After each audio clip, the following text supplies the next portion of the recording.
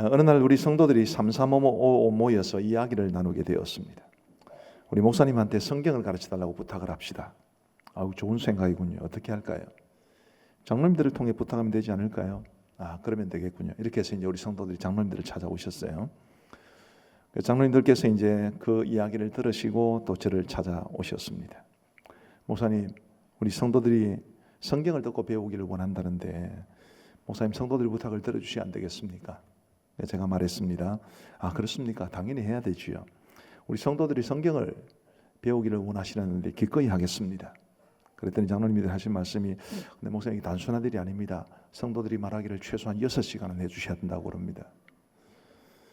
우리 교회에서 이런 일이 일어날 수 있겠습니까? 실제로 있었던 일이 아니에요. 이 비슷한 일이 그런데 에스라와 느헤미야 시대에는 있었습니다. 우리 1절을 같이 한번 읽어보시겠습니다. 자, 시작. 이스라엘 자손이 자기들의 성읍에 거주하였더니 7째 달에 이르러 모든 백성이 일제히 수문 앞 광장에 모여 학사 에스라에게 여호와께서 이스라엘에게 명령하신 모세의 율법책을 가져오기를 청하매, 이스라엘 백성들이 에스라에게 하나님의 율법책을 가져오기를 청했습니다.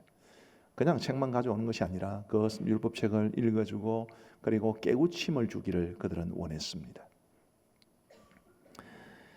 이스라엘 백성들이 요청한 것에 대해서 에스라는 흔쾌히 허락을 해서 갑작스럽게 큰 집회가 열리게 되었습니다. 우리 3절을 한번 같이 읽어보시겠습니다. 시작. 수문앞 광장에서 새벽부터 정오까지 남자나 여자나 알아들을 만한 모든 사람 앞에서 읽음에 뭇 백성이 그 율법책에 귀를 기울였는데, 자, 여기서 새벽은 6시를 가리킵니다. 새벽부터 정오까지, 아침 6시부터 12시까지 6시간 동안 에스라는 이스라엘 백성들에게 율법을 들려주고 그리고 해석해 주었습니다. 백성들은 전부 그 말씀에 귀를 기울였습니다. 남자나 여자나 알아들을 만한 모든 사람, 여기는 아이들도 포함됩니다.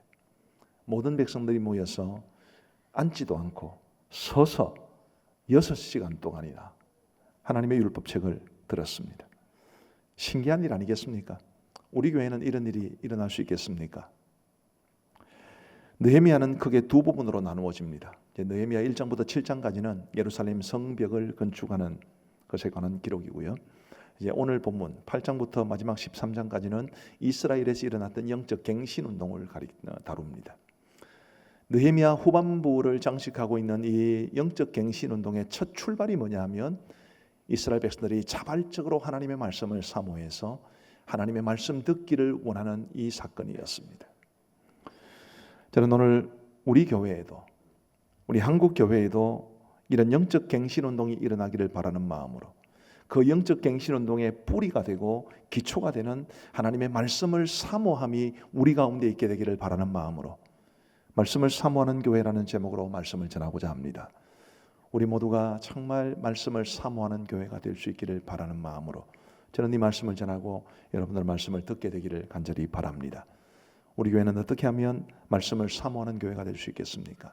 세 가지를 찾아보고자 합니다. 첫 번째로는 말씀에 사로잡힌 사역자가 있어야만 합니다. 이스라엘 백성들이 누구에게 율법책을 가져와 달라고 부탁을 했습니까? 에스라죠.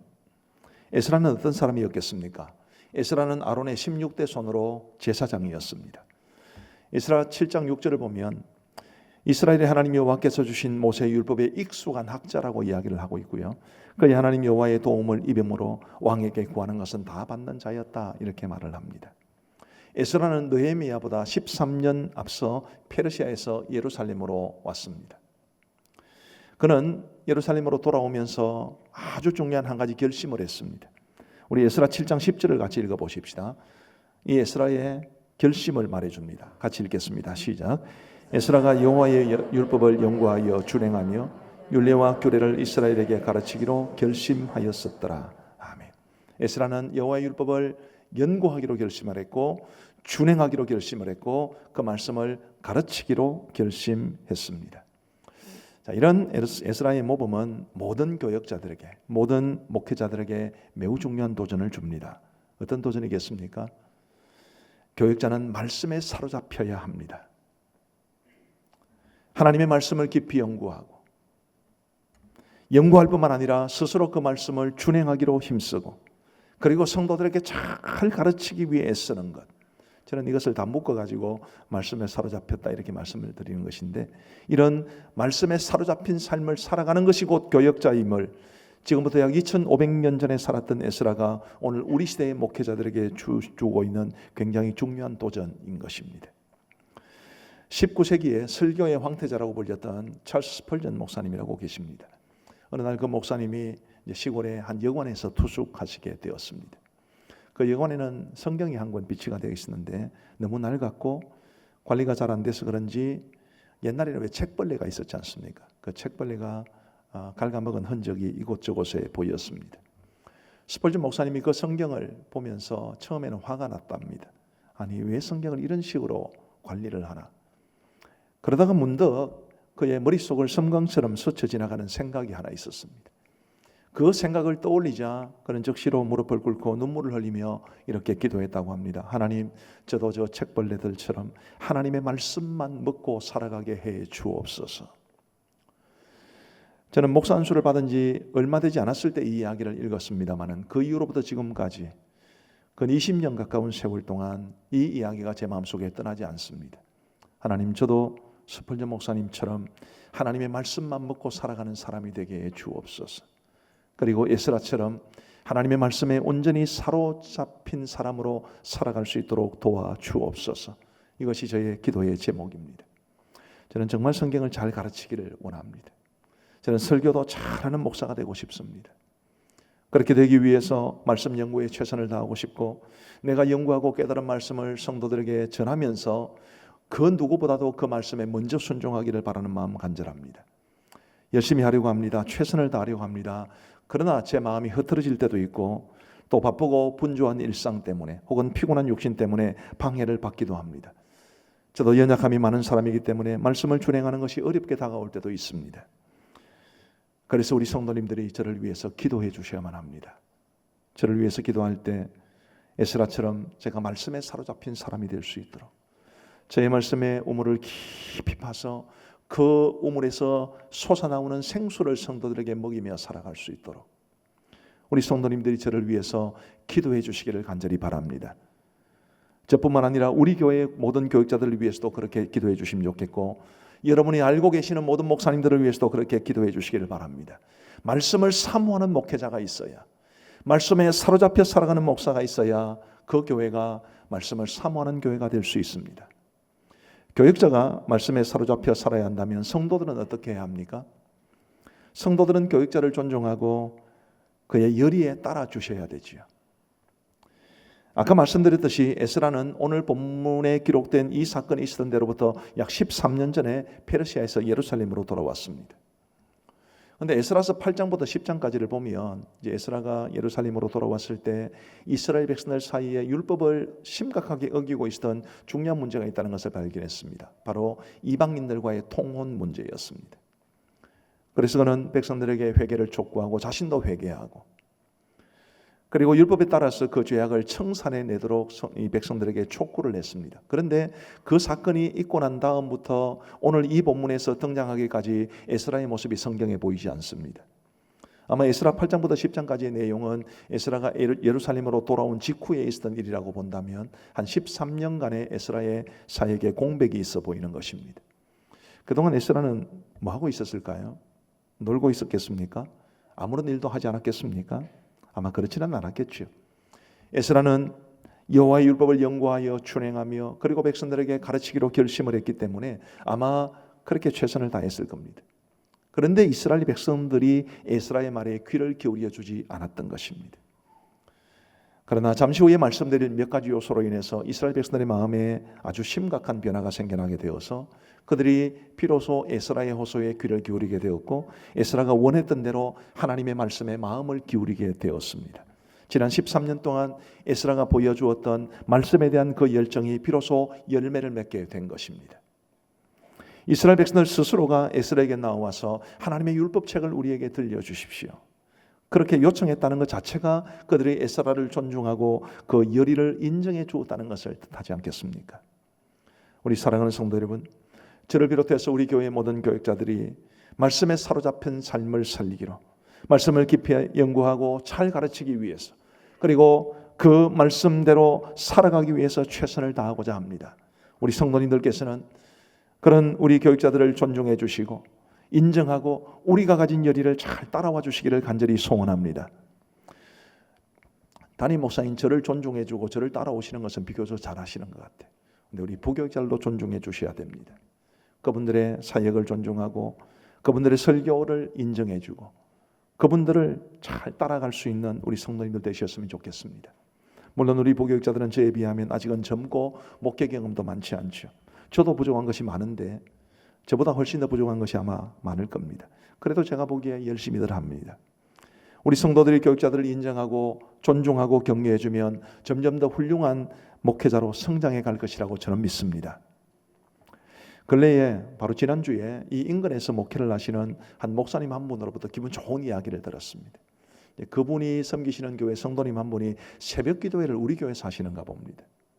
근데 그분이 목사님한테 뭐라고 말씀하시느냐 하면 가음정교회 부교육자들은 너무 설교도 잘하고 새벽기도 인도도 너무 잘하시더라. 근데 그 교회 부목사님이 계신가 봐요. 우리 교회 부목사님을 가음정교회 연수를 보내면 어떻겠냐. 그러면서 이제 그 목사님 저한테 아니 어떻게 했길래 그래 부목사들이 그렇게 설교를 잘하고 새벽기도 인도를 잘하냐. 그래서 제가 원래 그래요. 좀 이렇게 그들먹거리면서 원래 그렇다고 아주 이 어깨가 으쓱해지는 그런 기분이었습니다. 그래도 부족한 것이 많습니다. 우리 사랑하는 성도 여러분, 오늘날은 정말 설교의 홍수시대라고 해도 과언이 아닙니다.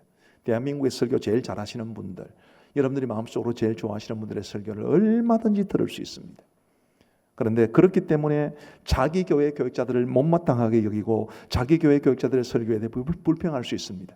그런데 여러분 그렇게 해서 유익될 게 뭡니까?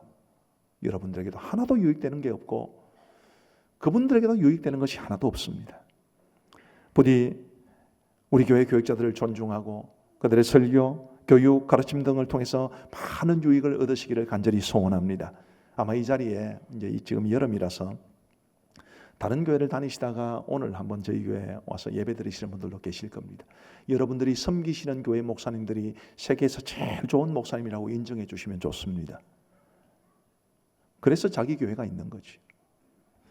교육자들은 말씀에 사로잡힌 삶과 사역을 최선을 다해 감당하고 성도들은 그런 교육자들을 존중하고 그 열의에 따라줄 때 우리는 말씀을 사모하는 교회가 될 수 있을 줄 믿습니다. 두 번째로 말씀에 사로잡힌 직분자들이 있을 때 우리는 말씀을 사모하는 교회가 될 수 있습니다. 예루살렘 성벽 건축 공사는 지난 140년 동안 누구도 이루지 못한 일이었는데 그 엄청난 일이 불과 52일 만에 끝이 났습니다. 그야말로 충격적인 일이었습니다. 이스라엘의 모든 대적들과 이방 족속들조차 하나님께서 그 크신 일을 이룬 것을 알았다고 고백할 정도였습니다. 그러니 이스라엘 백성들은 오죽했겠습니까? 그들은 하나님께서 그 위대한 역사를 그들에게 허락하시고 그리고 이루신 것을 알았습니다. 예루살렘 성벽 건축 공사는 국가적인 관심이 아주 집약된 엄청난 국가적인 프로젝트였을 뿐만 아니라 그 결과도 놀랄만 했던 것입니다. 예루살렘 성벽 건축 공사가 이처럼 주목받을 만한 일이었기 때문에 그 공사를 주도했던 느헤미야 역시 많은 주목을 받았습니다. 이스라엘 백성들이 느헤미야를 지켜보면서 그들의 마음속에 굉장히 놀라움이 있었습니다. 느헤미야는 그 이전에 어떤 총독들과도 달랐고 그리고 그 시대에 이스라엘의 귀족들과 관리들과도 너무나 달랐습니다. 대부분의 힘 있는 자들, 가진 자들이 백성들의 살아가는 형편에는 관심이 없고 오로지 자신들의 배를 채우는 데만 급급했는데 느헤미야는 그렇지 않았습니다. 그럼 무려 12년 동안이나 총독으로서 마땅히 받을 수 있었던 급료조차 받지 않았고 그 누구보다도 열심히 예루살렘 성벽 건축 공사에 앞장을 섰습니다. 이런 느헤미야의 삶의 모습이 백성들에게 감동이 안 되었겠습니까? 백성들은 그런 느헤미야의 모습을 감동적으로 지켜보았습니다. 느헤미야가 이처럼 존경받는 삶, 모범적인 삶을 살았던 이유가 뭡니까? 그는 하나님을 경외했기 때문입니다. 우리 느헤미야 5장 15절을 같이 한번 읽어보시겠습니다. 시작. 나보다 먼저 있었던 총독들은 백성에게서 양식과 포도주와 또 은 40세겔을 그들에게서 빼앗았고 또한 그들의 종자들도 백성을 압제하였으나 나는 하나님을 경외함으로 이같이 행하지 아니하고 나는 하나님을 경외하기 때문에 이전 총독들과는 같이 할 수 없습니다. 그들과 똑같은 모습으로 사역할 수는 없습니다. 그의 선언이었습니다. 뿐만 아니라 그는 백성들의 형편을 돌아보지 않고 자신들의 재산을 늘리는 데만 급급했던 귀족들과 민장들에게도 이렇게 말을 했습니다. 우리 느헤미야 5장 9절도 같이 한번 읽어보시겠습니다. 시작. 내가 또 이르기를 너희의 소행이 좋지 못하도다. 우리의 대적 이방 사람의 비방을 생각하고 우리 하나님을 경외하는 가운데 행할 것이 아니냐. 느헤미야는 입으로만 하나님을 경외하는 사람이 아니었습니다. 자신도 하나님을 경외하는 마음과 자세로 살았고, 그리고 다른 사람들에게도 하나님을 경외하는 모습으로 살 것을 요구했습니다. 하나님을 경외하는 것이 그의 삶 전부를 다스리고 있다 해도 과언이 아니었습니다. 이런 느헤미야의 삶의 모습이 백성들에게 큰 감동을 준 것입니다. 느헤미야가 여호와를 경외하는 삶의 아름다운 모습을 보여주자 백성들의 마음속에 여호와를 경외하는 삶에 대한 동경의 마음이 생겨나게 된 것이고, 그런 마음이 백성들로 하여금 하나님의 말씀을 사모하는 것으로 나타나게 되었습니다. 그랬기 때문에 에스라가 지난 13년 동안 그토록 말씀을 강조하고 가르치려 해도 별 반응을 보이지 않았던 사람들이 에스라에게 스스로 찾아와서 율법책을 가져와서 들려주고 가르쳐달라고 부탁을 하게 된 것입니다. 이스라엘 백성들이 말씀을 사모하게 된 것, 그들 스스로가 에스라에게 하나님의 말씀을 들려주고 가르쳐달라고 간청한 데는 에스라의 영향뿐만 아니라 느헤미야의 영향도 컸던 것입니다. 이것이 오늘 우리에게 어떤 도전을 주겠습니까? 교회에는 하나님을 경외하는 마음과 자세로 살아가면서 성도들에게 존경받고 인정받는 사람이 많아야 합니다. 그런 사람들이 있을 때 다른 사람들이 그들을 보면서 하나님을 경외하며 살아가는 삶의 모습이 저런 것이로구나, 그런 동경의 마음이 생겨나게 될 것이고, 그 마음이 하나님의 말씀을 사모하는 것으로 이어지게 될 겁니다. 누가 그런 삶을 살아야 합니까? 우리 모두가 그런 삶을 살아야 되지만 특별히 직분자들이 그렇게 살아야 되는 거죠. 우리 직분자들이 여호와를 경외하고 말씀에 사로잡힌 삶의 모범을 실제로 보여줄 때 사람들의 마음속에 여호와를 경외하는 삶에 대한 동경의 마음, 그리고 하나님의 말씀을 사모하는 마음이 생겨나게 될 줄로 믿습니다. 저는 한때 목사가 되고 싶은 생각을 가졌다가 포기했었습니다. 이미 그때 목회자의 길을 걸어가고 있던 저희 큰형님, 제가 저희 큰형님을 너무너무 사랑하고 존경합니다. 그 형님께서 저한테 하시는 말씀이, 야, 지금도 우리나라에서 1년에 목사가 8,000명씩 나온다. 네가 꼭 목사가 돼야 되겠냐? 너는 좋은 장로가 되어라. 그렇게 권면을 해주셨어요. 그래서 그 형님의 권면을 받아들여서 제가 신학을 포기하고 저는 좋은 평신자로 살다가 언젠가 때가 되면 하나님께서 장로로 세워주실 것을 기대했습니다. 나중에 목사로서의 소명을 다시 발견하고, 그리고 지금 목사로 살아가고 있습니다만 지금도 가끔씩 내가 평신도로 살아갔으면 어땠을까, 내가 장로가 되면 어떤 모습이었을까, 이런 생각을 하곤 합니다. 아마 실제로는 장로가 되면 여러 사람 괴롭히지 않았을까, 특별히 목사님들 굉장히 힘들게 하는 장로가 되지 않았을까, 그런 생각을 해요. 저희 집사람도 그렇게 이야기하더라고요. 여보, 당신이 장로가 되었으면 목사도 죽고 당신도 죽었을 거예요. 여러 사람 살리기 위해서 하나님께서 당신을 목사로 삼아주신 거예요. 재미난 일이 있었습니다. 2부 예배 때 우리 집사람하고 우리 둘째가 같이 예배를 드렸는데, 요 말 하기 전에 제가 좋은 장로가 되면 얼마나 좋았을까, 이런 말을 했는데 둘째가 엄마한테 귓속말로 이렇게 말했답니다. 누구 죽이려고? 기분 엄청 나쁘지만 그러나 별로 부인하고 싶지 않은, 아마 저는 정말로 목사님을 힘들게 하는 장로가 되지 않았을까 싶습니다. 그런 점에서 우리 장로님들 제가 굉장히 존경하고 존중합니다. 어쨌든 제 마음으로는 정말 좋은 장로가 되면 얼마나 좋을까 싶은 마음이 있습니다. 좋은 장로 말이에요. 그냥 장로 말고 좋은 장로. 어떤 점에서는 장로 권사와 같은, 우리 장립사와 같은 평신도 지도자들이 하나님을 경외하고 말씀에 사로잡혀 살아가는 것이 목회자가 그렇게 하는 것보다 훨씬 더 강력하고 더 많은 사람들에게 영향을 끼칠 수 있지 않을까 싶습니다. 제가 대학 때 함께 셉시를 섬겼던 우리 선후배 친구들 중에서 참 신실하게 살아가는 이들이 몇 명 있습니다. 저희가 대학 때부터 지금까지 계속 교제를 하고 있고, 지금도 1년에 한두 번은 만납니다. 만날 때마다 우리가 섬기고 있는 교회에 대한 이야기를 하고 신앙 이야기를 하고, 우리가 젊을 때 함께 꿈꾸었던 하나님 나라를 우리가 함께 지금도 이야기하고, 그런 좋은 시간을 보냅니다. 근데 그때마다 대화를 해보면 알잖아요. 이 친구들의 마음이 얼마나 신실한지를. 참 진짜 교회 보배 같은 사람들이다, 그런 생각을 할 때가 참 많아요. 이 친구들이 섬기는 교회가 얼마나 복된 교회인지, 이 친구들이 있음으로 해서 교회 목사님이 얼마나 힘을 얻겠고 성도들이 얼마나 힘을 얻게 될지 참 마음에 벅찬 마음이 많습니다. 우리 평신도 지도자들이 그런 모습으로 살아가는 것 너무너무 귀합니다. 제가 일일이 이름을 말할 수는 없죠. 우리 교회도 그런 분들이 많이 계세요. 제가 생각할 때마다 늘 마음이 좋고 이분이 계셔서 정말 내가 행복하게 목회한다 이렇게 생각되는 분들이 많습니다. 우리 사랑하는 성도 여러분, 특별히 우리 장로님, 장립사님, 권사님, 서리입사님, 직분을 받은 여러분, 부디 느헤미야처럼 하나님을 경외하시기를 바랍니다. 하나님을 경외하시는 그것이 여러분들의 삶에, 여러분들의 인격에, 여러분들의 표정에, 여러분들의 은행심사에 다 나타나게 되기를 간절히 바랍니다. 그래서 누구나 여러분들을 바라볼 때마다 정말 귀한 우리 장로님, 정말 좋으신 우리 권사님, 정말 닮고 싶은 우리 집사님, 그런 이야기들을 들으신다면 여러분들을 통해서 감화를 받는 분들이 많아지게 될 거고, 그런 분들이 하나님을 경외하는 마음으로 하나님의 말씀을 사모하게 될 줄로 믿습니다. 교회에는 직분자들이 이런 삶을 살아가야만 합니다.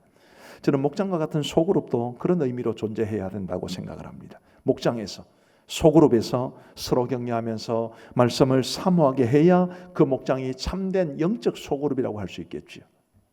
그런 모습이 없다면, 목장 식구들을 말씀에 대한 사모함으로 이끌어가지 못한다면 영적 공동체라고 말할 수 있을까 싶어요. 여러분, 이제 다음 주일이면 목장이 개학을 합니다. 하반기 목장 사역을 통하여 우리 목장 식구들이 정말 하나님을 경외하며 살아가도록, 그러기 위해서 말씀을 사모하도록 서로서로가 격려하는 좋은 목장 모임 될 수 있게 되기를 간절히 소원합니다. 그럼으로써 우리는 말씀을 사모하는 교회로 세워져 갈 수 있게 될 것입니다.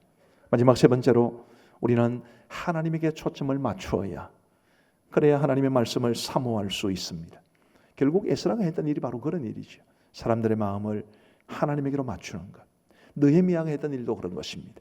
느헤미야가 삶의 모범을 보여주고, 그리고 백성들에게 선한 영향력을 끼침으로써 그가 의도했건 의도하지 않았건 나타난 결과는 사람들이 하나님에게 초점을 맞추는 것이었습니다. 예루살렘 멸망 이후로부터 오늘 본문이 기록된 이 시점까지 약 140년 동안 이스라엘의 역사를 살펴보면, 물론 다니엘이나 에스겔이나 에스라나 느헤미야나 이런 탁월한 믿음의 사람들도 있었습니다마는, 그러나 대다수 이스라엘 백성들은 하나님을 간절히 찾지를 않았습니다. 그들의 마음속에 하나님의 말씀에 대한 걸급함도 그다지 보이지 않았습니다. 그들의 삶의 초점이 하나님에게 맞추어지지 않았던 것입니다. 그랬던 이스라엘 백성들이 여호와의 율법을 연구하고 준행하며 가르치기로 결심하고 또 실제로 그렇게 했던 에스라를 보면서 하나님을 경외하며 살아가는 아름다운 삶의 모습을 보여준 느헤미야를 통해서 하나님을 새로운 눈으로 바라보기 시작한 것입니다. 흐트러져 있던, 빗나가 있던 그들의 초점이 하나님께 맞추어지기 시작한 거죠. 그 결과로 나타난 것이 바로 그들이 하나님의 말씀을 사모하게 된 것입니다. 하나님에게 초점을 맞추면 말씀을 사모하게 된다는 것을 오늘 본문은 여실히 우리에게 보여주고 있는 것입니다. 여러분, 극동방송 들으려면 어떻게 하셔야 됩니까? FM 98.1 맞추시면 됩니다. CTS 방송을 보시려면 어떻게 합니까? CTS의 채널을 맞추시면 됩니다. 98.1 맞추지 않고 극동방송을 들으실 수는 없죠. CTS 채널에 맞춰놓지 않고 CTS 방송을 들을 수는 없습니다. 우리 인생의 주파수를 맞추는 것, 채널을 맞추는 것은 그래서 굉장히 중요합니다. 하나님에게 우리 인생의 초점을 맞추지 않고, 하나님에게 우리의 주파수나 채널을 맞추지 않고 하나님의 은혜와 복을 기대하는 것은 욕심입니다. 어쩌면 오늘 우리 시대의 그리스도인들의 문제가 여기에 있지 않나 싶습니다. 예배를 소홀히 여기고 하나님에게 초점을 맞추지 않고 하나님의 복 받기를 바라는 목회자들이 하나님에게 초점을 맞추지 않고 교회가 은혜롭게 성장하기를 바라는 이런 헛된 욕심들이 어쩌면 우리 가운데 참으로 많지 싶습니다. 하나님에게 초점을 맞추어야 그 하나님의 우리 주신 말씀을 사모할 수 있게 되고, 그 하나님의 말씀을 사모함이 우리의 삶을 이끌어가야 되는데, 우리의 말씀에 삶에 대한 사모함이 없다는 것은 곧 우리의 삶의 초점이 하나님에게 맞추어지지 않았다는 것을 뜻하는 것일 겁니다. 10, 20 예배, 50 예배 캠페인을 한다고 연초부터 그렇게 강조를 많이 했습니다. 그러나 적어도 제가 보기에 절반 이상의 성도들에게 그것은 아무 본인에게는 관심이 없는 이야기입니다. 우리 교회가 한여름밤의 말씀 잔치 등을 비롯해서 신약 통독 수련회라든지 말씀의 잔치를 엽니다. 그러나 제가 보기에 우리 교회에 적어도 한 7, 80%의 성도들에게는 그것은 남의 일일 뿐입니다. 하나님의 말씀에 대한 사모함이 없는 것입니다. 하나님의 말씀에 대한 사모함이 없다는 것은 아까 말씀드린 것처럼 어쩌면 하나님에게 우리의 인생의 초점이 맞추어지지 않기 때문이 아닐까, 그런 심한 우려를 하고 있는 것입니다. 제가 한여름밤에 말씀드린지 홍보하기 위해서 말씀드린 게 아닙니다. 1000명이 넘어와도 되고 1, 200명만 와도 괜찮습니다. 어쩌겠습니까? 우리 성도들의 삶의 초점이 하나님께 맞추어지고 하나님의 말씀을 사모할 수만 있다면 저는 그걸로 정말 감사할 수 있을 것 같고, 또 그렇게 되어야 우리도 살고 우리 교회도 살게 되는 것이 아닌가 싶어요. 어쩔 수 없는 분들도 많이 계실 겁니다. 그런 분들은 마음을 자유롭게 하시고 빠지시면 됩니다. 그런 분들 외에 충분히 할 수 있는데 마음이 없기 때문에 동참하지 않는 분들이 얼마나 많이 계십니까? 여러분, 이번 주 수요일 날 7시부터 오후 9시까지 한 2시간 동안 여러분 어디에 계실 것 같습니까? 정말 교회에 가고 싶어도 가지 못하는 그런 분들도 계시겠죠. 그러나 그렇지 못한 분들도 많이 계시지 않겠습니까? 과연 여러분들의 삶의 초점은 하나님에게 맞추어져 있습니까? 여러분들은 정말 하나님의 말씀을 사모하고 계신가요? 부디 여러분들의 삶의 초점을 하나님께 맞출 수 있게 되기를 간절히 소원합니다. 그래야 하나님의 말씀을 사모하게 되고요, 그리고 그 말씀이 우리를 하나님에게로 더 가까이 인도하게 되어 있습니다. 여러분, 사랑하는 사람이 생기면 어떤 현상이 일어납니까? 사랑하는 사람이 생기면 같이 있고 싶고 이야기를 나누고 싶어요. 상대방의 말을 듣는 것이 좋고 내 이야기를 하는 것이 좋습니다. 밤새 이야기를 해도 지루하지 않습니다. 그런데 사랑해도 서로 만나지 않고 대화를 나누지 않으면, 그래서 서로를 알 수 없게 되면 사랑도 식어질 수밖에 없습니다. 자주 만나서 깊은 이야기를 나누면서 서로를 알아가야 사랑도 더 풍성해지고 성숙해지는 법입니다. 하나님과의 관계도 마찬가지입니다.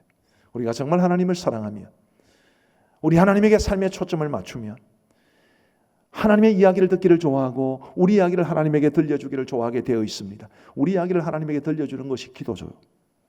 하나님의 이야기를 듣는 것이 바로 말씀입니다. 그래서 우리 하나님과의 관계는 곧 우리의 말씀과 기도 생활로 나타나게 되는 것이고, 우리의 기도와 말씀 생활은 우리와 하나님과의 관계를 보여주는 바로미터라고 말을 해도 과언이 아닙니다. 우리 사랑하는 성도 여러분, 부디 여러분들의 인생의 초점이 하나님에게 맞춰줄 수 있게 되기를 소원합니다. 그래야 하나님의 은혜와 복을 누릴 수 있습니다. 우리가 하나님에게 우리의 인생의 초점을 맞추면 하나님의 말씀을 사모하게 될 것이고, 우리 한 사람 한 사람이 그런 삶을 살아갈 때에 우리 교회가 곧 하나님의 말씀을 사모하는 교회로 든든히 세워지게 될 줄로 믿습니다. 이제 말씀을 맺습니다. 저는 우리 교회 이제 부임하고 나서 부족한 대로 최선을 다해 말씀을 가르쳐 왔다고 생각을 합니다. 다시 담임 목사 처음 될 때로 돌아가서 다시 시작해보라, 그렇게 말을 해도 글쎄요, 저는 지금까지 해왔던 것보다 더 열심히 할 자신은 별로 없습니다. 잘했는지는 모르지만 정말 최선을 다해 왔다고는 생각을 합니다. 그러나 지난 한 10여 년간의 담임 목회 사역을 통해서 제가 확신을 하게 된 것은, 성도들의 자원하는 마음이 없고 성도들이 말씀을 사모하는 것이 없으면 목사가 이곳에서 아무리 무슨 짓을 해도 별로 소망이 없는 것 같습니다. 성도들의 마음에 자원하는 마음이 생겨야, 성도들의 마음에 갈급한 마음이 생겨야, 성도들의 마음 속에 하나님이 주실 은혜를 사모하는 마음이 있어야, 그때 하나님께서 목회자를 통해서 성도들에게 주시는 은혜가 참으로 크지 않나, 그렇게 생각을 합니다. 우리 성도 여러분, 목사를 잘 부려먹으시기를 바랍니다. 잘 부려먹으시면 좋겠어요. 우리 성도님들 너무 숫자가 적으면 곤란하고 한 50명 정도가 모여서 목사님 6시간짜리 한번 부탁합니다. 얼마든지 할 수 있습니다. 숫자 너무 적으면 좀 곤란하고, 목사를 잘 부려먹으세요. 정말 말씀을 사모하시고 말씀을 가르쳐달라고 요청하시고, 목회자는 정말 하나님의 말씀을 붙잡고 살고, 성도들은 그런 목회자와 더불어서 하나님의 말씀을 사모하면서 우리의 삶과 우리의 가정과 우리 교회를 말씀의 반석 위에 든든히 세워가는 이런 노력을 기울일 때 하나님께서 우리에게 이스라엘 백성들에게 주셨던 영적 갱신의 은혜를 주실 줄로 믿습니다. 우리의 삶이 새로워지게 될 것이고, 우리 가암정교회가 이 지역과 우리 한국교회를 변화시킬 수 있는 놀라운 변화의 진원지가 될 수 있을 겁니다. 그러나 우리가 말씀을 사모하지 않으면, 우리가 말씀에 대한 갈급함이 없으면 세상에 존재하는 그냥 수많은 교회들 중에 한 교회로 그저 그렇게 살아갈 수밖에 없을 겁니다. 우리 모든 성도들에게 부디 오늘 주시는 이 말씀이 도전이 되어서 하나님의 말씀을 사모하는 교회로 우리 교회를 든든히 세워갈 수 있도록 우리 함께 헌신하고 함께 동참해 주시기를 주의 이름으로 축복합니다. 우리 한번 기도하겠습니다. 우리 기도하실 때 두 가지만 놓고 기도하십시다. 하나는, 하나님, 정말 제가 하나님의 말씀을 사모하게 하여 주옵소서. 나의 삶의 중심이 하나님에게 맞추어져 있는지 아니면 세상으로 치우쳐져 있는지를 돌아볼 수 있도록 도와주시고, 하나님에게 나의 삶의 중심을 맞추고 우리 하나님의 말씀을 사모하며 살아갈 수 있도록 은혜를 베풀어 주옵소서. 두 번째는, 하나님, 우리 교회도 말씀을 사모하는 교회로 든든히 세워지게 하여 주옵소서. 우리 함께 합심해서 기도하겠습니다. 자비하신 아버지 하나님, 간절히 바라옵고 소원하옵기는 주님, 우리에게 하나님의 말씀을 사모하는 마음을 허락하여 주옵소서. 우리의 삶의 중심이 하나님께로 모아지게 하여 주시고, 주님, 우리가 이 세상에 겉하는 것들의 마음을 빼앗기지 아니하도록 도와주시고, 오직 하나님을 사모하고 하나님에게 우리의 모든 삶에 초점을 맞춘 채 하나님이 주시는 은혜와 축복을 경험하며 그것을 힘입어 이 땅을 살아갈 수 있도록 인도하여 주옵소서. 하나님을 사모해야 하면 하나님의 말씀을 사모하게 될 줄로 믿습니다. 하나님에게 우리의 삶의 초점을 맞추며 하나님의 말씀에 귀 기울이게 될 줄로 믿습니다. 아버지 하나님, 우리 가암정교회 모든 성도들이 그런 열심을 가지고 그런 사모함을 가지고 살아갈 수 있도록 인도하시고, 그러므로 우리 교회가 더욱더 주님이 기뻐하시는 아름다운 교회로 든든히 세워질 수 있도록 주님이 함께하여 주옵소서. 아버지 하나님, 이번 주 우리 모든 성도들의 삶을 붙잡아 주시고 지켜주시고 평강 가운데 인도하여 주시고 믿음으로 승리하게 하여 주옵소서.